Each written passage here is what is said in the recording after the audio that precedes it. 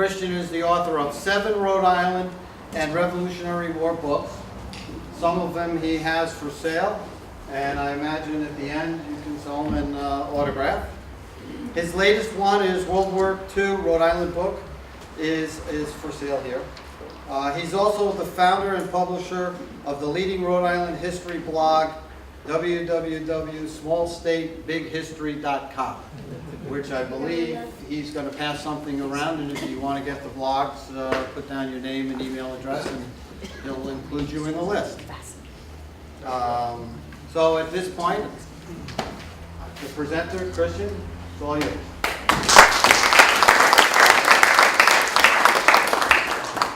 Thank you very much. First, I'd like to thank the people who helped put this together.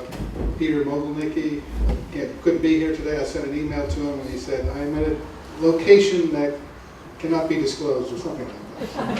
And Ann Doyle, thank you for sharing some very useful Historical Society files. Tom, of course, everyone knows he's Mr. Techie, so that was very useful. And I spoke to a number of you as well on the phone, including Ted and Paul's design. First of all, I'd like to say, are there any veterans of World War II here? Any spouses of veterans? How about children of veterans? There we go. Wow. Okay, great. As Bill said, thank you, Bill, for helping put this together as well. And I am a publisher of Small State, Big History. It's the leading Rhode Island history blog. We post 1 article a week. How many have seen it before? So raise your hands. So 4 or 5. And we post 1 article a week. And I'll send you one article a week, 1 email a week alerting you this is the article you might be interested in opening it up. So if you're interested, please write your name. I'm sorry I forgot my formal sign-up sheet, but Bill came up with something useful. And just write your email address. Please write neatly. I lose about 10 or 15% because I can't read them. So, and I'm sure I'll get that pen back, don't you think? Let's see. We'll do a test. Anne's already signed up. Thank you. I've got to have one joke. This is from the Quonset Point Naval Air Station newspaper. We have a few seats up here. It's spread it out. You might not be able to sit together, but you know that's how it is when you come late. You know. All right, Quonset Point Naval Air Station newspaper, 1943. A sailor calls up the Salvation Army in Newport. He asks, "Do you save bad women?" "Yes," is the answer. He then asks, "Can you save one for me for Saturday night?" Hope these young men were out listening. That's the humor in those days. You're welcome, as Bill said, to purchase any of my books, all of them for sale at $20, so even the hardcover Revolutionary War books. One's on Rhode Island Campaign, which is the 240th anniversary is coming up. It's the definitive story of that campaign and battle. And the World War II book has been a great seller. I think it sold, last I heard, 138 volumes of Wakefield books, so that was pretty good for a local history book. What I'm going to do is go through the book fairly quickly, not my usual speed, because I want to, at the end, focus on one, George Bush at Charlestown, one of my new favorite topics, and second, memories of Quanticottag, how do I do, Bill? Yeah. Quanticottag residents of World War II, so that will be fun. Okay, starting with the book. There are 2 things really in Rhode Island. One is the overall feeling of everyone putting aside their differences in World War II. There were real differences of class, coming out of the Great Depression, race, women, but everyone put those aside for the good of the country and thought about winning the war, bringing the soldiers back home.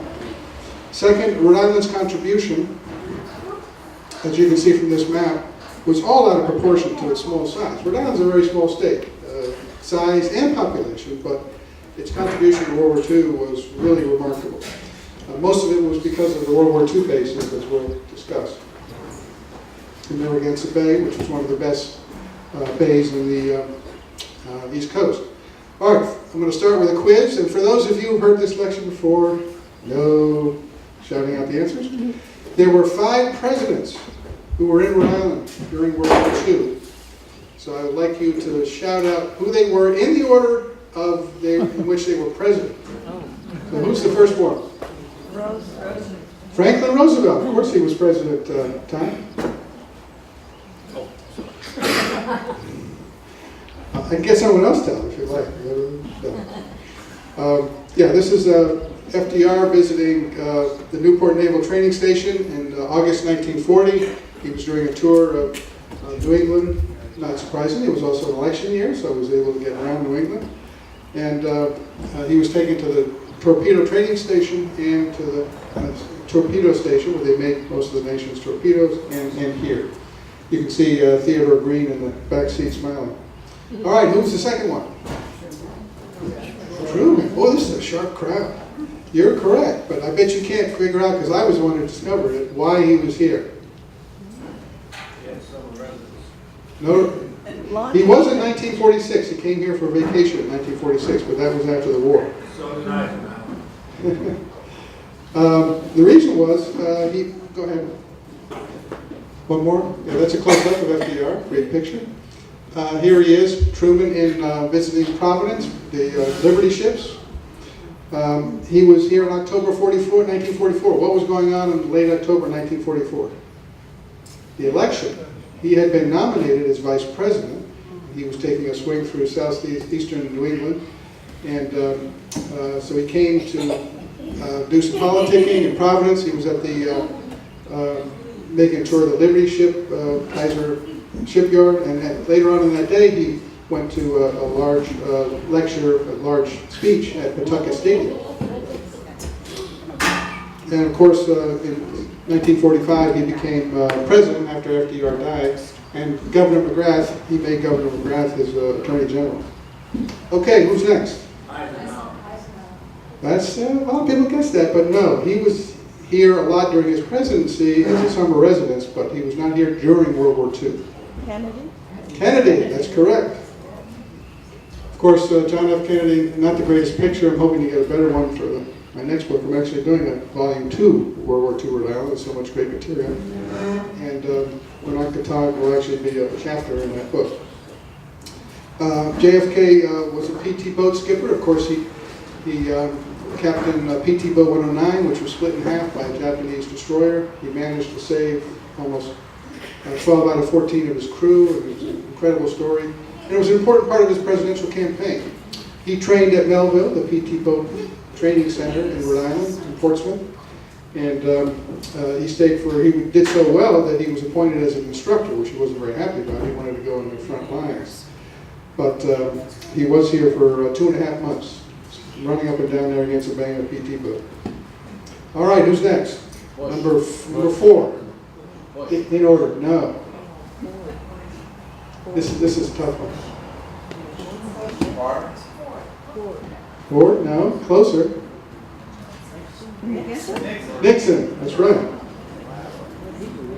Here he is. You can see him in the back row, second to the left. Unmistakable. I happened to buy. I bought this. Look, it doesn't look like it's changed, does it? I bought this off of eBay. This book of his class pictures, and he went through what's called indoctrination school at Quonset Point. He was a Naval Reserve officer, and a lot of reserve officers. This was their first. They were college graduates. This was their first introduction to military life, so they went to indoctrination training at Quonset Point. He met William Rogers there, who became a Secretary of State. He once said, "We met 32 years ago at Quonset Point when we were both one of the lowest forms of life. I mean, lieutenant's junior grade in the United States Navy Reserve." He went into air combat intelligence, and he served on a small island in the Pacific during the war. And I read at one point, Kennedy had poo-pooed his military experience, but his island had actually been bombed at one point 29 days in a row by the Japanese. And who's next? Of course, George Bush. And I'm going to be talking about him a little later, so we do have a picture of him, left-handed writing. All right, let's go to the next one. Here is the torpedo station at Rhode Island. Now it's all Marriott Hotel. But at the time, it was the most important Navy torpedo production facility in the United States. It made almost all of the torpedoes. You can see the buildings where they were made. It had at one point up to 13,000 employees, huge numbers. They would come over and ferry from government landing. See those little small boats, when they would do test firing up the bay, they would run after the torpedoes because they cost a lot of money. They wanted to recover them.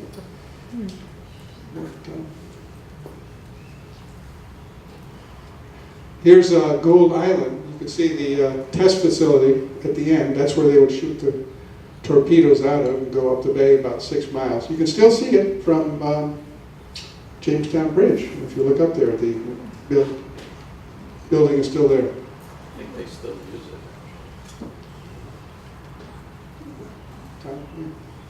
And here's a great picture of a test torpedo being shot out. So look at the guy sticking his head around the corner there. Huge torpedo. There were issues during the war with the torpedoes. The problem is they never fired live rounds. It was so expensive to do that, $10,000 a shot or something like that, that they didn't fire with live rounds. And when they put real ammunition in there, they went lower than expected and didn't trigger until they figured it out later. Here's a great picture of a married miner in Jamestown. Sometimes the torpedoes went astray. See her German Shepherd there too, looking puzzling at it. I spoke to Jack DiPertoro, who was my brother's, his son was my brother's best friend. He never said a word when I grew up, and I interviewed him about his World War II experience, and I was on the phone for an hour. He said once he was at a summer job in 1941 helping to build bomb storage bunkers at Hog Island, and he saw the wake of a torpedo going up the bay, and then suddenly it made a 90-degree turn and came right at him where he was at Hog Island. He knew it was not loaded, but still he said it was unnerving. He later came back. He was an experienced fighter pilot in the Pacific, flying TBF Avengers, and he also practiced during the war dropping torpedoes. Here's an example of training in Narragansett Bay during the war, TBF Avenger dropping a torpedo. One more. The big facility in the state was Quonset Point. Now look at this massive facility. It's amazing. You've got the runways there, got the hangars over there for the seaplanes. In the back, that's where the CBs were. That's actually Davisville and Vance Depot, base depot, where they sent materials all over the world for Navy bases. So really impressive what was going on there. One of the things were PBM seaplanes, mariners they would use to scout, they would use to hunt German submarines, and both in the Pacific and on the East Coast. Betty Sheldon of Saunderstown, I talked to her, she would sail up from Saunderstown to Quonset Point just to watch these planes land in the water and see the spray, the beautiful spray coming out. So that must have been quite a sight. Here's a picture that's not in the book, but was classified because at one point, because it had, this is a picture of a Hellcat with lights on it, running lights, so very unusual, but this is a Quonset Point in the snow. One more, Quonset Point, also not in the book. I'll put these in my next one. You can see the Hellcats with their wings folded, just like they'd be in an aircraft carrier, but this is actually at Quonset. They're building more space. All right, quiz, but if you had seen this presentation before, you can't answer. How many large carriers visited Narragansett Bay during the war? Large aircraft carriers. That was the big development during the war in the Navy, the importance of Navy, importance of aircraft carriers. You had 6 or 12 planes change the course of the war in the Pacific, flying off an aircraft carrier and attacking Japanese ships in Midway. And how many large carriers were there and visited Narragansett Bay during the war? Take a guess. 11. 11. That's a good guess. 7, I heard? The answer is 1. The reason was because all the carriers were needed in the Pacific. So they all went through the Panama Canal. In 1946, about 3 or 4 of them, Wasp, Essex, came to Quonset Point, back through the Panama Canal, but only one during the war to help out with German anti-submarine operations, and that was the USS Ranger. And it typically carried about 57 airplanes and visited Quonset several times to refit its airplanes. What they did have was these small escort carriers. They called them baby carriers. You can see, typically they carried 8 fighters and 12 torpedo planes. So they would go hunting after German submarines. This one's actually called the USS Block Island. Unfortunately, it was the only escort submarine that was sunk. But you can imagine being on a small aircraft carrier with none around and your ship is sunk. Not a great feeling.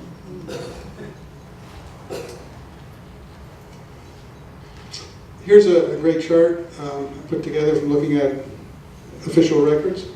Number of aircrafts, just the Navy, not including the Army or the reserves. You can see, look at that. February 2nd, 22nd, 1942, a few months after Pearl Harbor. Only 4 airplanes at Quonset Point. You've got to be kidding me. That's supposed to be protecting Boston and New York. 12, December 8, 1942, 52, a little bit more. All right, now we're getting going here. May 31, 1943, 132. Still, it's a little early. We couldn't do D-Day. We didn't have enough production to do D-Day at this time in 1942. We had to wait another year. Look what happened a year later. Got more than a year later, but you can see the progression. January 5th, 1944, 397 airplanes at Quonset, 335 at Quonset, 48 at Charleston. That's just starting to ramp up. 14 at Westerly. That was also an auxiliary to Quonset. By December 12th, 1944, 350 at Quonset, 158 at Charleston. So that's half the number at Quonset, and 41 at Westerly. So a real impressive increase. It just shows that, kind of mirrors the production of aircraft in our country. Here's a great picture of some waves who served at Quonset Point. Of course, many women served during the war, especially when the men were all off. I got a great story on Small State Big History of Marie Duggan. She was away from Connecticut. And she wrote in her story, "One evening late in 1943, 4 of my friends and I went to the movies. The theater showed a short movie about the war and the efforts of women in the service, mainly serving as nurses. None of us felt that we were doing anything very important." By the way, she was working at an engine aircraft manufacturing plant, so that was pretty important. But she said, none of us felt that we were doing anything very important, so we talked it over and we decided to enlist. We all went to Norwich, Connecticut to enlist together. When we got there, the Army recruiter's office was closed, but the Navy recruiter's office was still open. So I enlisted in the U.S. Naval Reserve as a waiter. She never saw any of her friends again. That's the way it was in World War II. But she did meet her husband at Quonset Point. After she completed her training, she was embarrassed by the hollering and catcall whistles from the sailors when she first arrived with the other waves at Quonset Point, marched in formation to the mess hall. But she settled in and became adept at cleaning the rust from engine parts by soaking them in large vats of chemicals. She lived to be 93 and just passed away last year.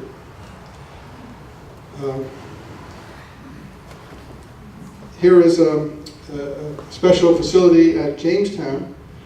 It's called Spraycliff Observatory, and this is where they developed radar used in airplanes. And I'll talk about that a little bit later. So this is near Beavertail in Jamestown.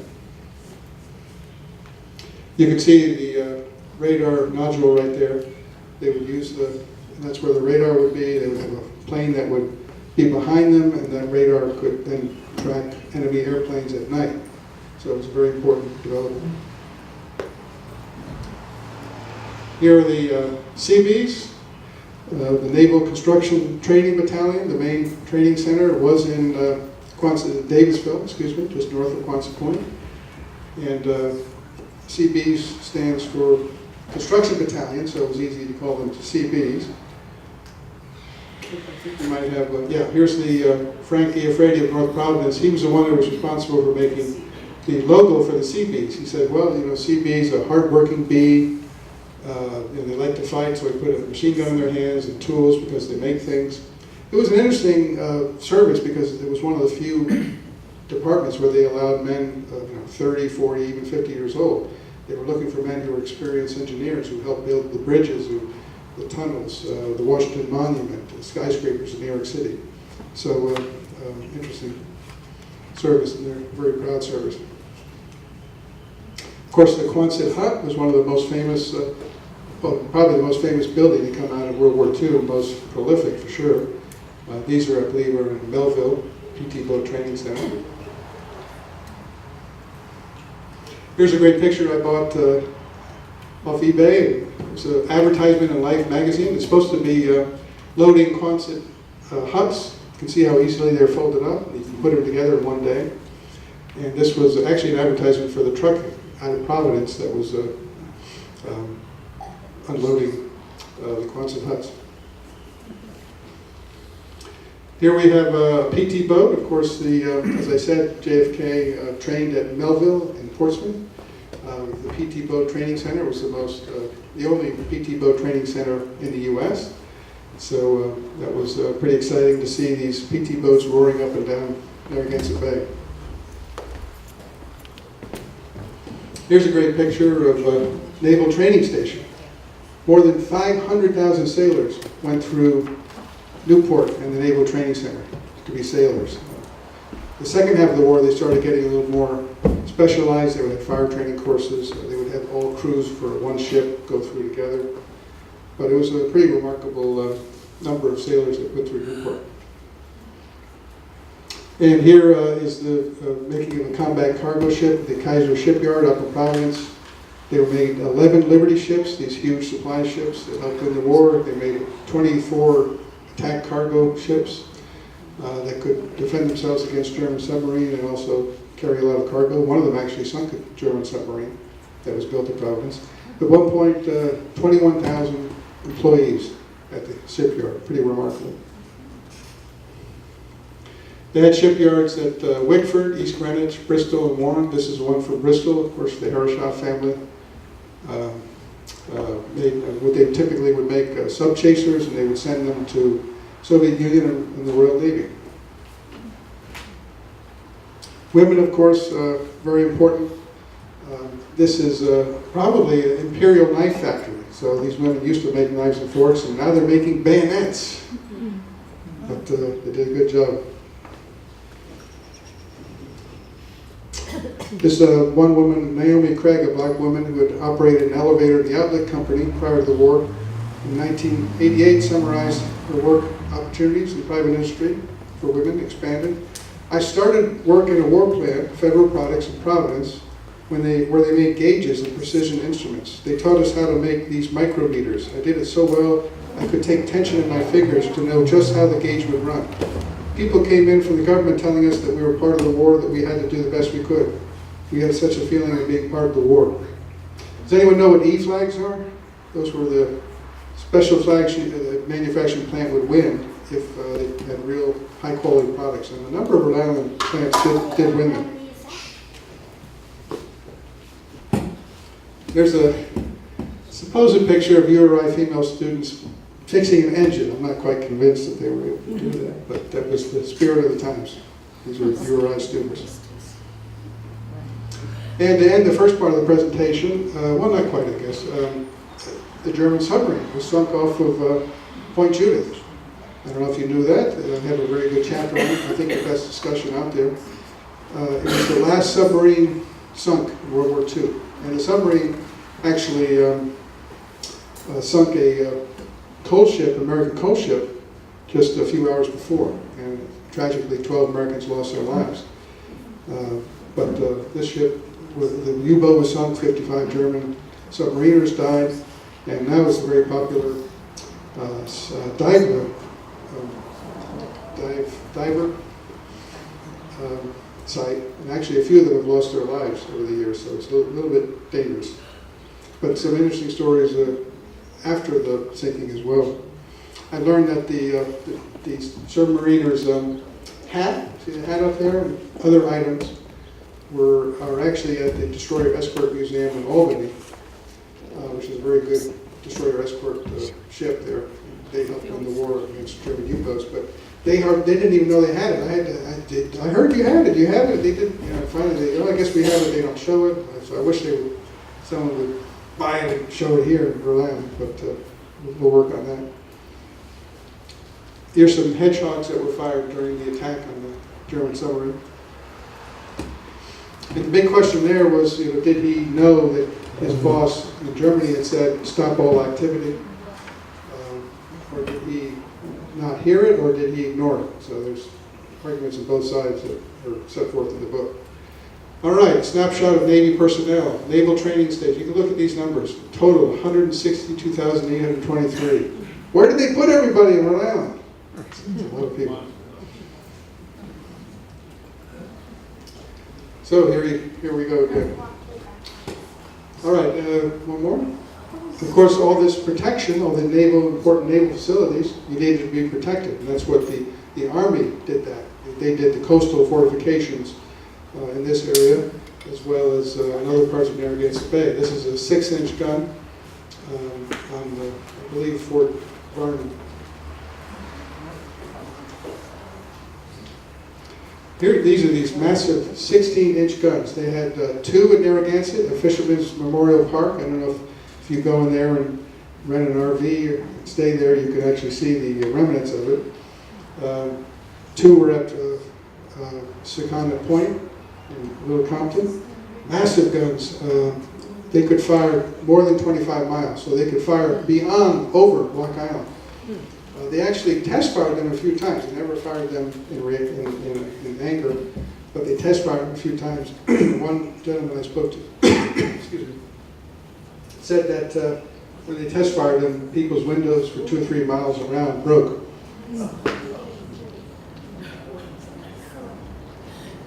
But that's the sacrifice people took. They didn't complain too much.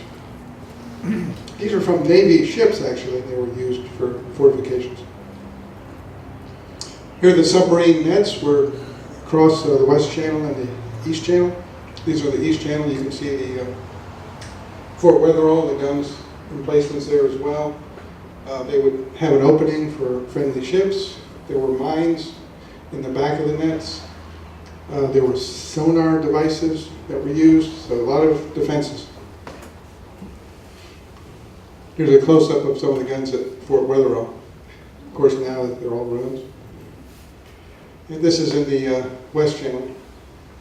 That's Fort Getty, where the URI Oceanography School is now. I'm sorry, Fort Kearny. And that's Fort Getty across the way in Jamestown.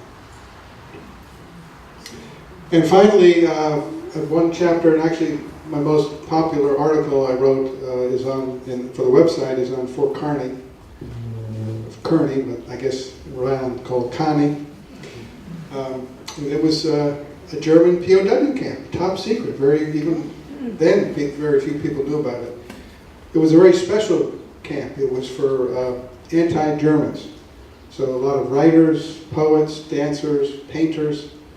And their main goal was to write a newspaper for other German POWs kept in America. There were 380,000 of them, so quite a few. The goal was, let's teach them about democracy, let's teach them about transitioning their country to one that respects everyone else's values. So a very interesting experiment. Here's some of the editorial staff. A couple of them became famous German novelists.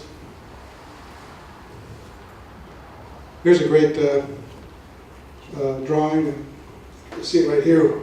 Walter Young, one of the POWs. This was the old Jamestown Bridge. You can see Fort Kearny, the double-deck barracks. It still has the tall flagpole. Across the way is Fort Getty. You can barely see Dutch Island, but it's great drawing. Here's one just for fun. I mean, I bought this on eBay. Probably paid too much. It was by one of the prisoners, and he did this while he was at the Fort Kearny as a prisoner, Frank Wisniewski. And he did it of a guy named Newman, excuse me. But my wife won't let me hang it anywhere. So raise your hand if you think I should have the right to hang this at my house, if you like it. Anybody? My Kensington friend from Maryland is it. Okay. All right. So no support there. But it's kind of fun to have it. Here's the other camp. It was at Fort Weatherall and Fort Getty. They were also special German POW camps. They were to train sympathetic German POWs as in the future to serve as the police force and in government occupation in post-war Germany. So here's a graduation. You can see the PW stamped on their backs. They went to classes like a college to learn democracy and proper policing techniques and that kind of thing. Here's one of my favorite stories from Small State Big History. It's the story of Elizabeth Sheldon. I won't go into all of it, but she was given this jacket by the gentleman up there in the photograph, and tragically she learned on the day the war ended that his plane went missing in the Pacific. And he gave her this jacket. She kept it all these years, including the note that's right there that, there's a gift note. So touch it. All right, well, let's start on George Bush. He, of course, is George Herbert Walker Bush, and incredible story. He was 18 years old on June 12, 1942, and he enlisted in the Navy. He was at Yale at the time. He completed a 10-month course of naval aviation, and he was commissioned as an ensign in the Naval Reserve in June of 1943, several days before his 19th birthday, and he became the youngest pilot in the Navy. And he was assigned to TBF Avenger aircraft. Also had a photograph or a camera installed on his plane. He arrived November 30th, 1943, and he left January 21, 1944. So his squadron, VT-15, was training to learn aircraft takeoffs and aircraft landings at Charleston. That's what a lot of them did. Half of them did that. The other half did night flyer training. But the aircraft takeoff was very important. Obviously, a lot of them would learn that and then go off to the Pacific. The other side, with the night flying, the Japanese became very adept at kamikaze attacks. A lot of those were at night, and the Americans were not good at fighting at night. So they needed desperately to improve their skills, and that's what Charleston was used for, especially in 44 and 45. And they also used the radar, developed a Sprague laboratory to do that. Go ahead. You can see the runways here at Charleston. Here's another picture of some airplanes in Charleston during the war. It was a relatively small facility, but we had 158 planes, so the overflow, they were up at Burlingame. He wrote, his mother, I have 6 letters that he wrote. Crash. We'll talk about crashes. This is actually a crash book up in the Providence College Library from Quonset Point. It's an undertold story about how many sacrifices pilots made crashing while training. These aircraft were fairly new. They had very primitive instruments. They were flying around. A lot of the pilots were fairly inexperienced. New England was very bad weather often. And so there were a lot of crashes. No records in Quonset Point, but at least 100, I would think. I would think at least 5 or 6 in Westerly. And in Charleston, of course, they have the memorial. This is a propeller of one of the planes that crashed. I think Kevin McQuady, I believe is his name. He crashed taking off in New Jersey. And that's in Charleston right now. And of course, the memorial is here. You see pilots who died, 3 in 1943, 24 in 44, and 23 in 1945, so quite a few died in sacrifice. Here's George Bush. Look how young he looks. Unbelievable. Quite handsome, too. I found, Robert Petrino found these letters and forwarded them to me. 6 letters that George Bush wrote to his mother. So he was always writing to his dear mom. Only 1 letter has been found that he wrote during the time he was here. This is just during the time he was here in Charleston, to Barbara Pierce, his fiancée at the time. And Barbara claims, they got lost somehow, but I suspect she might have had something to do with it. Here's one of the only one that survives. And this was written on the day that the announcement of their engagement was published in Greenwich, Connecticut newspapers. So he was thrilled with the news, and you can see how smitten he was. I love you, precious, with all my heart, and to know that you love me means my life. So I could go on. It was very touching. But he was deeply in love with her, but at the same time, he knew it was his duty to go to serve his country in the Pacific. And he knew he was going to be away for 1 year, and didn't know what would happen, obviously. He did a lot of training here, and which he wrote about. I won't go into all of it. He did have one pretty harrowing experience. One time he was flying, and his back hatch came off top. Then the middle one came off, and then it hit his wing, the back wing, chipped off a piece of it. That could have set him down. And then his own hatch started rattling as if it was going to come off. And so, fortunately, he was able to get the plane back down and safely. Just reading these letters, he lost 2 friends at other Navy bases who were pilots that he met. But he worked hard and got good training. I think he got 550 hours at Charleston, which was a lot. He talks about training at night. He did train at night sometimes, where he would only have 1 meal a day. He'd get to sleep a lot, but he would be flying around till 2 a.m. So finally, he left and went to Norfolk. Got to fly in the ship. He was one of the first ones to fly in the aircraft carrier. Very exciting. Once you finished training at Charleston, you could actually try to land on the aircraft carrier, which he did. And he and his squadron went to the Pacific. They suffered 50% casualties, his squadron. Really incredible. And George Bush himself was, 4 of his planes went to attack an island. There was a communication center. There was intense anti-aircraft fire. His ship struck.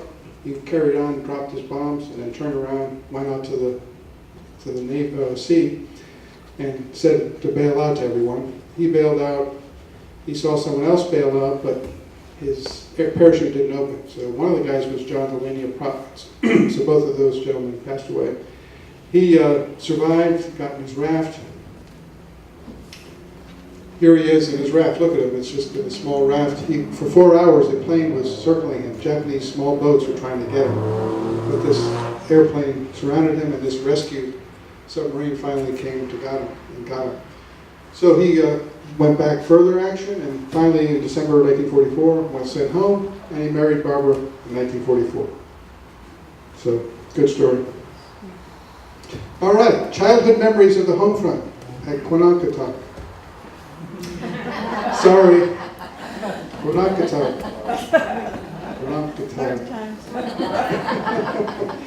All right, I'll just call it Quanah. Yeah.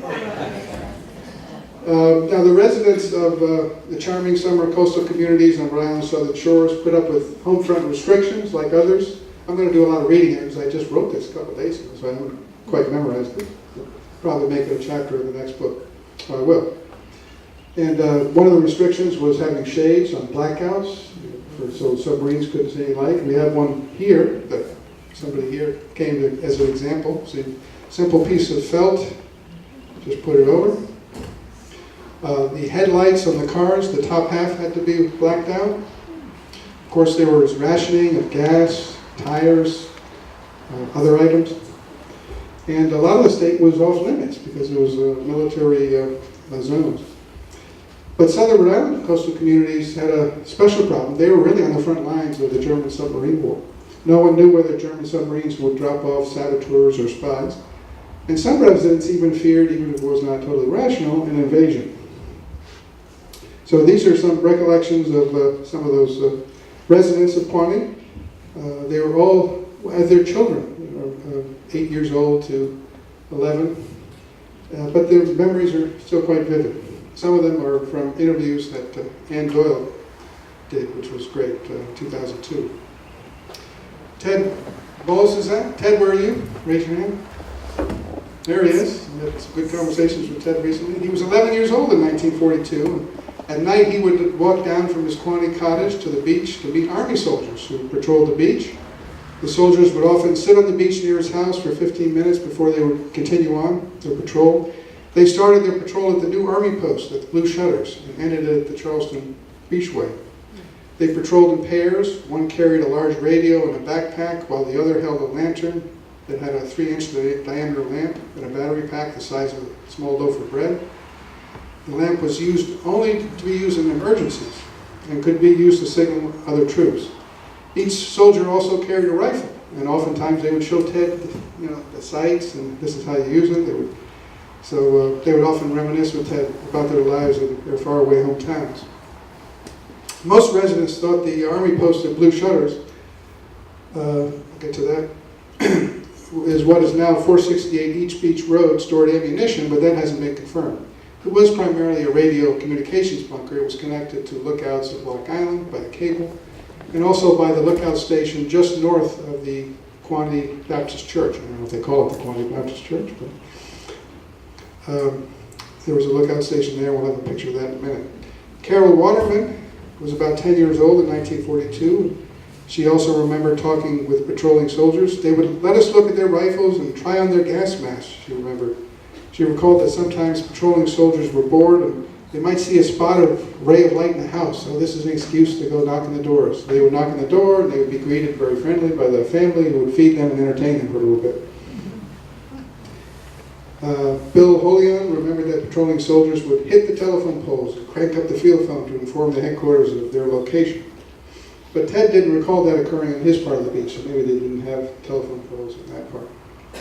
During the day, at the beach, the children would see evidence of the war beyond the shores. Ted Balsazak remembered his excitement at spotting submarines that would breach the surface and then quietly go back down. He hoped they were not enemy submarines. Of course, Groton was nearby, Connecticut. In a journal he kept as a boy for July 1, 1943, Bill Holion recorded seeing about 50 ships assembling in a convoy offshore, probably headed for England. Crispin Jones recalled as a boy, I understand he's written a book about his recollections of Quantity, and that'll be coming out soon for the historical society. He recalled seeing a hospital ship with a Red Cross sign on it offshore. And if white lines of foam could be seen in the distance, he knew PT boats were cruising. The seawater was sometimes tainted with spent fuel or a thick veneer of spilled oil, but we did not complain, Crispin remembered. Quantity resident Dick Hutchins remembered Army soldiers based at Burlingame conducting training maneuvers on the beach. They would bring down machine guns and anti-aircraft guns and practice during the day. He recalled seeing a Navy plane towing something, probably a large sleeve of fabric, and that Army soldiers fired at it with anti-aircraft guns from the beach for training. Wouldn't want to be that pilot, but... Another time at night, from his bedroom, he heard a plane approaching his area of the beach when suddenly a searchlight opened and a beam shined on it. So they were probably practicing radar, use of radar connected to the searchlight. Charlotte Houle recalled, is she here tonight, Charlotte? Yep. Yeah, is she here? She recalled that as a young girl, she would occasionally find washed up on the beach bottles with messages in them written in foreign languages. Do you remember what language they were? You probably don't as a young child. The messages would be turned over to Army soldiers, and Charlotte was once informed that as a result of a message she turned in, the beach patrol was doubled that night. Several residents recalled the destruction of the 5-foot-high Fresh Pond Rock in between East Beach and Central Beach. Entire families could. It was a great place for families to have their pictures taken. Oh, here's one of Ann Doyle's family, the Schaefer family. So I snuck that one in there. From the 1930s, great picture. In October 1942, Carol Waterman saw the Army dynamite it, reducing it to rubble. There's no official reason why the rock was blown up. I think the best ones are that it interfered with the line of sight. So if you're trying to see a potential enemy, you've got the big rock in the way. And that Germans dropped off by a submarine could seek shelter behind it in a firefighter hiding. Other reasons were that it was too much of a landmark for German U-boats and it interfered with the radar deployed at Blue Shutters. Not sure about that. Carol Waterman may have been closest to the mark when she said that she thought that the soldiers just wanted to blow something up.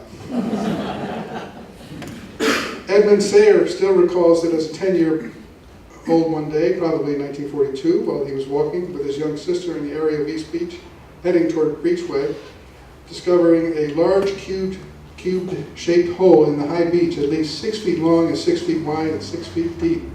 Sayer remembers, "We hustled back to tell our parents.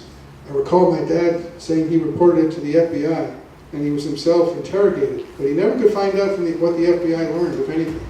We always assumed it was to store or hide something. But it simply could have been U.S. soldiers who dug it as a machine gun trench or something like that. But that's what people worried about at that time. Children could also wind up in dangerous places. Is Frederica Bettinger here? There she is. And she would disregard her parents' instructions. I hope the children aren't listening here. And she and a female friend of hers swam across the Charleston Beachway for a picnic. They were using that area as target practice, live target practice. And after they swam back, an Army officer pulled up in his Jeep with the girls' mothers in the back seat with not happy faces. There were rumors of German spies being dropped off by U-boats.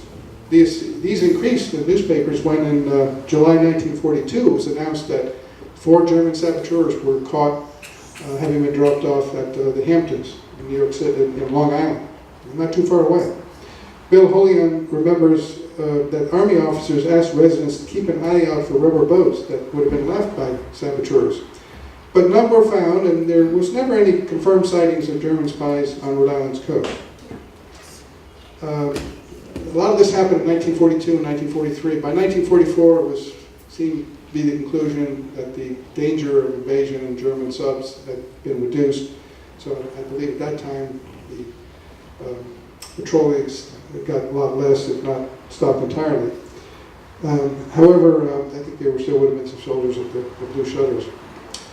But during 44 and 45, that's when the Charleston Navy Auxiliary Airfield was active. And Ted Balzazak recalled the difficulty he had sleeping nights, given the continuous roar of airplane engines at the Naval Auxiliary Airfield at Charleston, as pilots practiced taking off and landing at the airfield, simulating aircraft carrier takeoff and landings at all times of the night. Other pilots engaged in night fighter training roared over his house. You had to get used to it to sleep, Ted said. How's your sleep these days, Ted? Better? Very well. Very good, good. During the day, some hot dog pilots would fly so low that Ted could see their faces. The pilots often waved at him or tipped their wings. Carol Waterman also recalled the pilots at Charleston flying at night. She remembered seeing flares on the beach, a sign that searchers were looking for a crashed plane and the pilot. Quaney residents were too far away from the gun emplacements at Point Judith to see and hear firing practice of coastal artillery. Tom Batista remembers as a 7-year-old laying in an Army cot out of his attic window of his family's summer house at Olivos Beach, which was just west of Scarborough Beach, and he saw the sky lit up by cannon fire. The many rounds shook our tiny house, Batista recalled. Another elderly man informed me that the huge 16-inch gun would fire to Point Judith. I mentioned it broke windows for 2 or 3 miles around. So those are the memories I have so far. Hopefully I'll get some more. Thank you, that ends my, oh, no, it doesn't. Let's go to some more pictures. So here's what Blue Shutters now, the communications bunker. There's a house built over it. You can see the cement bunker, the original part of it, and the door. Here's from the other side. So you can see how it's got the wooden framing around it.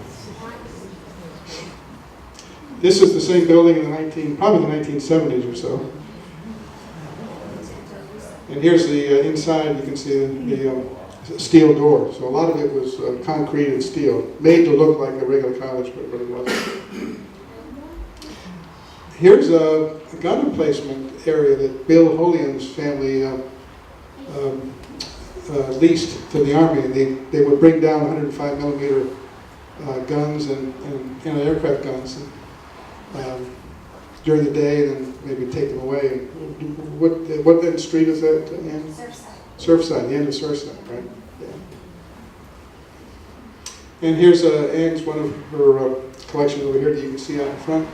This is the lookout station north of the Baptist Church, just on the north side of Route 1. North of East Beach Road. That was a lookout station. Again, it was made to look like a regular cottage, but actually it's all concrete. Special lookouts everywhere. It's cables connected to different spots, including Blue Shutters. You can't really see it now because there's so much overgrowth, so you really can only see it during the winter, I think. I think that ends my presentation. Thank you very much.